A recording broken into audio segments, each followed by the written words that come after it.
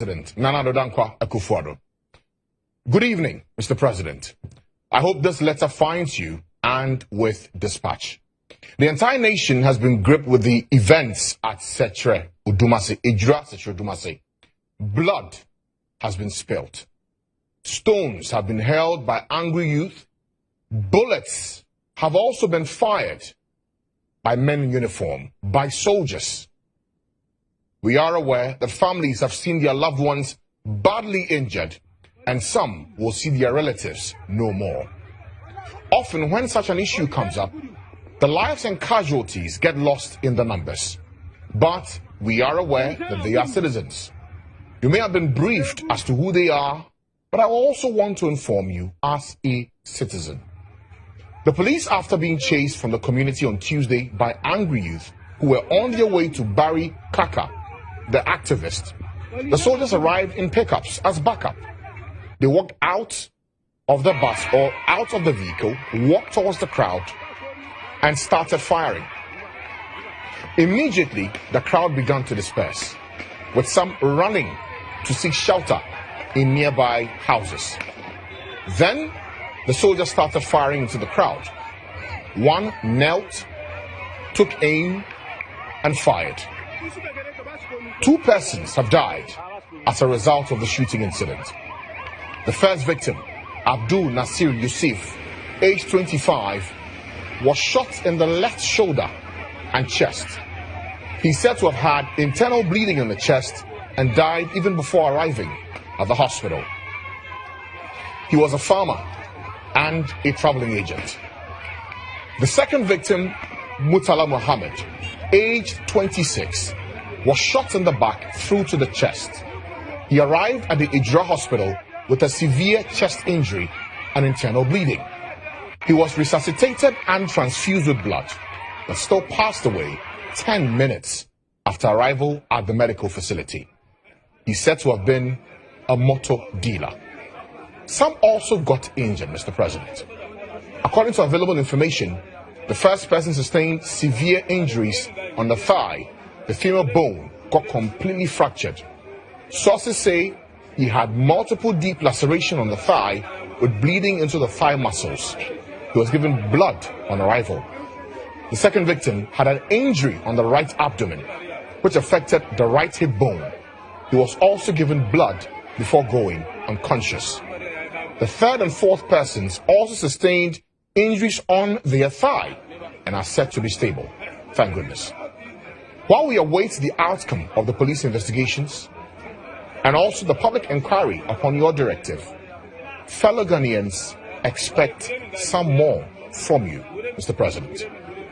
We expect you to show empathy. Empathy is seeing with the eyes of another, listening with the ears of another, and feeling with the heart of another, as Alfred Adler defines. It's possible that you are pained or sad about what happened in Ejura, but Ghanaians have not seen that. I'm sure your social media team may bear testimony and may have realized the outpour of disappointment in your silence in posting personally on the sad incident. If you're wondering why they will be disappointed, I'll tell you. Because when the Notre Dame Cathedral in Paris, France, caught fire, you showed us how you felt about it in a tweet. When George Floyd died after a police officer choked him with a knee, you showed how you felt in a tweet. When the NSAS protest happened in neighboring Nigeria, you expressed your feelings about it via a tweet. So, when 3 Ghanaian citizens get killed in Ghana this week, the least we expect is for this to mean more to you and for you to show how you feel. As the father of the nation and our senior citizen, we expect you to mourn with us. Show us your tears while taking action to bring the perpetrators to book.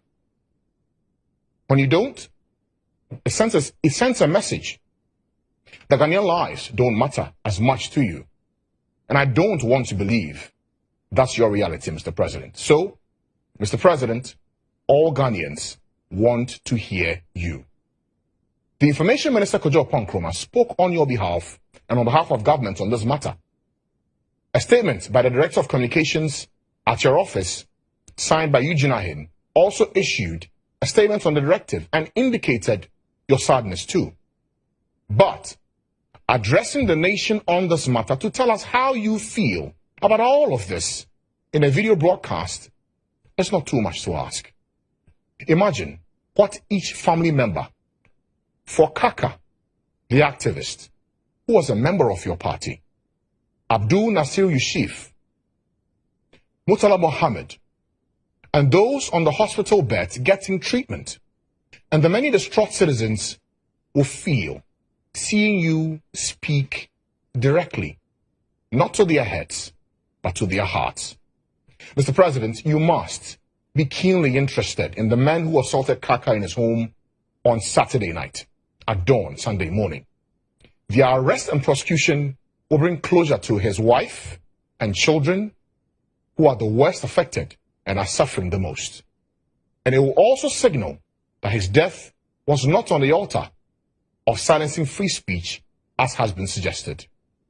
Also, Mr. President, every bullet fired in Ejiosechu Dumasi, which has killed and injured Ghanaian citizens, must be accounted for. We expect that the soldier caught on camera, kneeling and shooting into the crowd like a training practice, must be identified and punished. There's palpable apprehension that a public inquiry will end up like the outcome of the Short Commission report as regards the Ayawasu West Wuogon by-election violence.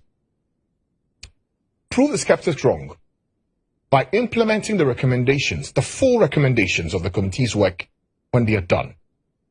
Mr. President, how this issue ends will form a part of your legacy when your tenure ends on the night of 6 January 2024. Mr. President, 29th June 2021 is a day we will never forget.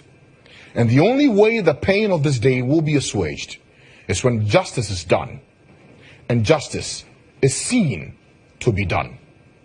On this matter, we'll also watch keenly to see what the outcome would be as spectators, and also fully express our rights and responsibilities as citizens. I thank you for your attention, Mr. President. And that will be it for State of Affairs. I'm Francis Aban. Good night.